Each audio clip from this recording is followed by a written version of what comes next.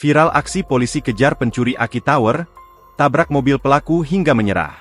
4 spesialis pencuri Aki Tower Indosat di Kabupaten Lebong, Bengkulu, ditangkap anggota Polsek Rimbo Pengadang, Polres Lebong, Kamis, 7 November 2025. Penangkapan berjalan dramatis setelah polisi melakukan pengejaran jarak jauh terhadap mobil para pelaku.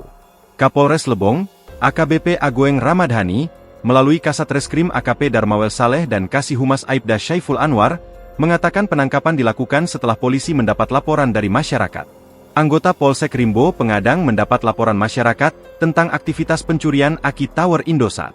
Dapat laporan maka anggota melakukan pengintaian dan pengejaran, kata Syaiful, saat dikonfirmasi melalui telepon, Jumat, 7 November 2025. Mengetahui keberadaannya diikuti, para pelaku mempercepat laju mobil. Polisi kemudian melakukan pengejaran hingga ke Kota Curup, Kabupaten Rejang Lebong. Aksi saling kejar terjadi mulai dari Kecamatan Rimbo Pengadang sampai ke Kota Curup, puluhan kilometer, ujar Syaiful. Dalam rekaman video yang beredar di media sosial, mobil pelaku akhirnya dapat dihentikan setelah polisi menabrakkan kendaraan ke mobil yang ditumpangi pelaku.